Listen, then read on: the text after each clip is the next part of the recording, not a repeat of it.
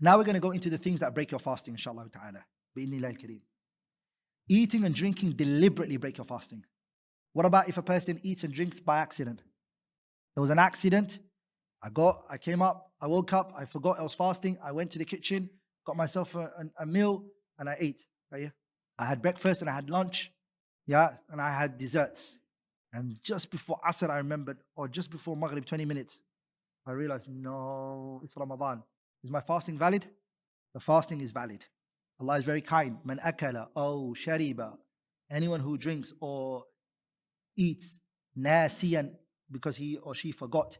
The Prophet said, فَلْيُتِمَّ صَوْمَهُ فَإِنَّمَا أَطْعَمَهُ اللَّهُ وَسَقَى. The one who fed you and took care of you is who? Allah. But the person who sees this person eating or drinking, what's their responsibility? Should you inform them or should you let them just enjoy themselves?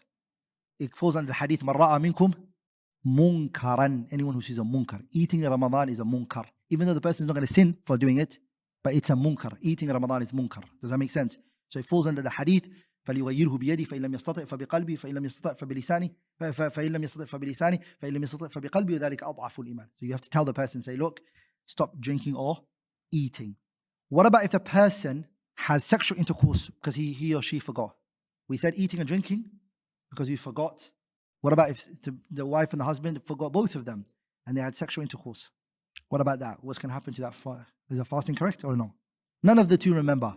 You might think it's an awkward, you might think, is that even possible? Yeah, I've actually received few emails on that issue where both parties forgot that it was Ramadan. This hadith will not be the evidence. This hadith only spoke about eating and drinking. But you can use the general evidence of the Prophet ﷺ where he said, إِنَّ اللَّهَ تَجَاوَزَ عَنْ أُمَّتِي الْخَطَأُ وَالنِّسْيَانُ وَمَا اسْتُكْرِهَ عَلَيْهِ. Allah has forgiven anyone who has been what? Who does a mistake or forgets or is forced to do something. He's coerced into it. Those three people are forgiven. So inshallah ta'ala, the person is what? Is forgiven.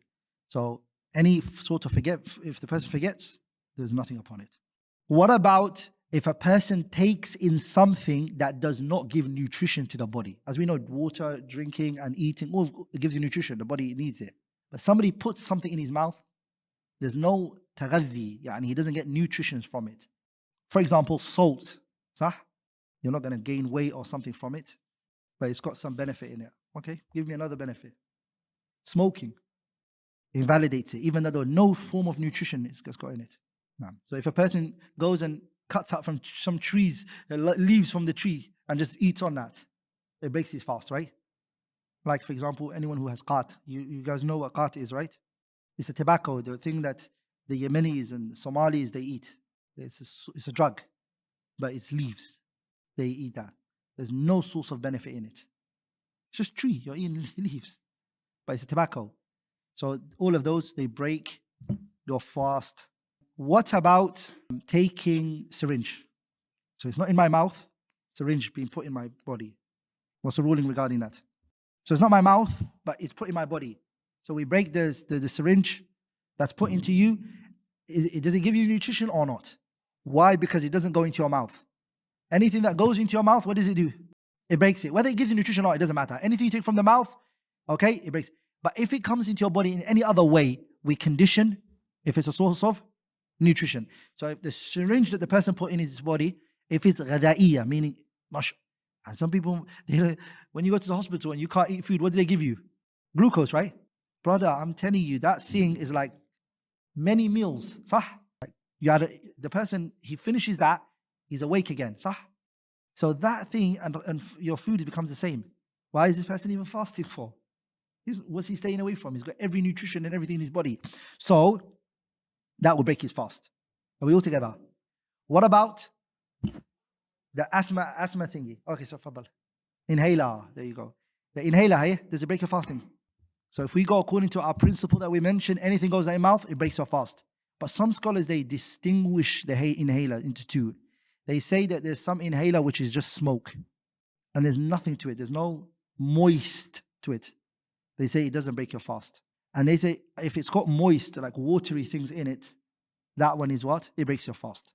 I used to believe that there's that tafsil in the beginning, but now anything that goes in the mouth, it doesn't matter what it is, will break your fast. It goes into the mouth, breaks the fast. Because then that would mean we would have to say smoking is what? Cigarette.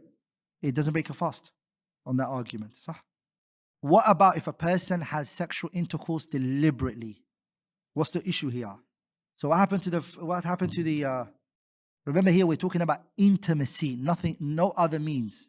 We're specifically talking about intimacy between the wife and the husband. That's what took place. What happens to the fasting? Is it broken? Okay, that's all agreed upon. There's no difference of opinion on that issue. There's a breaking of the fasting here happen the minute the two genitals comes into contact, or what about if they didn't finish their business and halfway they stopped? What about that situation? And there's no inzal. So that which is strongest is if both of them come into contact, they're now considered jima'. We'll look at this. Is very important information we need to take. This one now, their fasting is gone, and there's another issue that needs to now be discussed, which is kafara, an expiation. They have to free a slave. If they can't find it, they have to fast 2 consecutive months. فَصِيَامُ شَهْرَيْنِ مُتَتَابِعَيْنِ. These 2 months that they're fasting consecutively, are we all together? What about if it breaks? You start again. Are we all together? What about if the person becomes sick in between it? 2 months. On the, last day, you got sick. So anybody who is ill and sick, they're excused, inshallah ta'ala. What about if the person can't do that? He can't fast.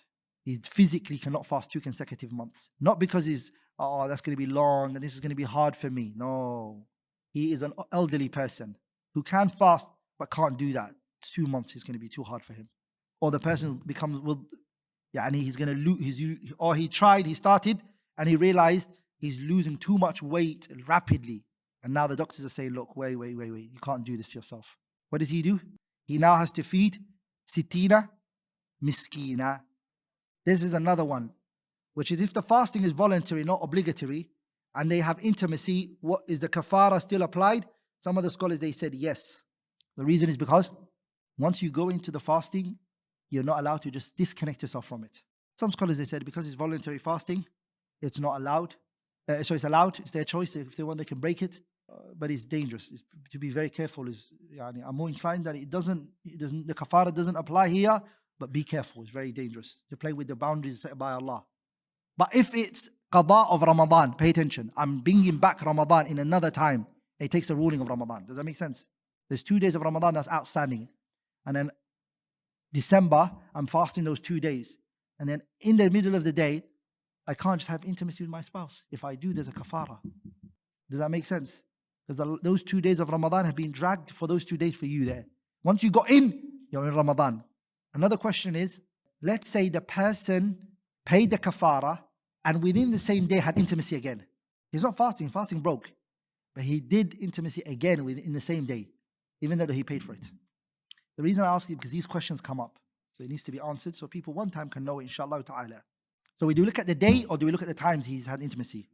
And Imam Ahmed saw that he has to do kafara again. And Imam Ahmed, rahimahullah, he believed you did it again, same day, kafara again. But that which seems apparent is that we're looking at the day. We're looking at the day, and that's what matters.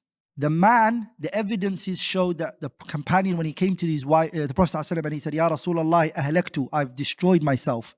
And the Prophet said, what did you do? And he said, Jama'tu mra'ati fi nahari Ramadan. I had intimacy with my wife in the daytime of Ramadan. The Prophet made the man go through the kafara we mentioned, but he never asked about the wife. The narration doesn't state that he asked about the wife. Why? Some of the scholars took from that the woman doesn't have to do the kafara. The kafara is who? It's upon the man. And it's not what? It's not upon the woman. Some of the scholars, they took it from there. Some scholars, they said, no. Whatever the Prophet said to him was indirectly telling him, go tell your wife this as well. That which seems apparent is that the ruling is for both wife and husband. Because whatever the man is told, generally in the Sharia, is the woman is also told. Unless there's a distinct evidence that says this is for the men, this is for the women. Because the principle is what? An-nisa'u shaqa'iqur rijal. The women are the same with the men when it comes to the religion, right? Ahkam that apply on the man, applies on the woman. If the woman does an act of deed and the man does an act of deed, the reward is the same. And the punishment is the same. So they're both the same. What about if a person has, doesn't do sexual intercourse but fulfills himself in any other way, does it break his fast? It breaks his fast. Is there kafara on him? Is there an expiation on him? That which seems apparent, there isn't. What about vomiting deliberately? It breaks your fast. If you deliberately, what about a person left Islam in the month of Ramadan and they came back straight away?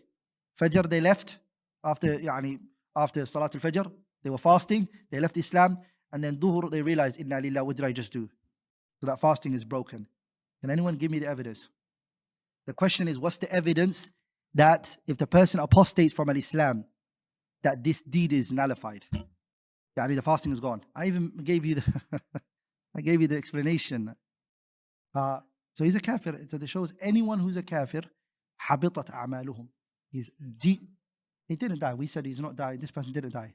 The person who dies, it just shows kufr actions get nullified from kufr. That's all I needed. There's ayat which are more sarihah, Surah Al-Ma'idah, وَمَنْ يَكْفُرْ بِالْإِيمَانِ. Does anyone know that verse?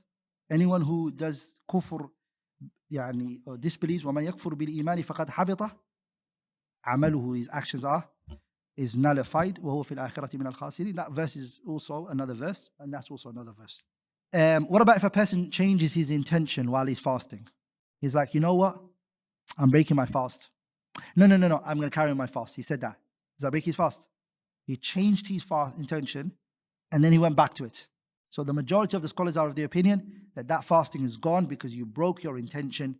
Because what's the condition for the fasting? Istimrariyatun niyyah. The intention has to carry on. Also, what breaks your fasting is the woman, she sees menstruation. She has to what? It breaks her fasting. Khalas, the fasting is what? It's over. So let's repeat the things that break your fasting again. Number 1, we said it's what? Eating and drinking deliberately. Also, sexual intercourse. We also mentioned vomiting deliberately. If it's not deliberate, no. Changing your intention. The blood of menstruation and postnatal bleeding. Also the hijama, if it weakens the person, it breaks their fasting, right? If it doesn't weaken you, no, it doesn't.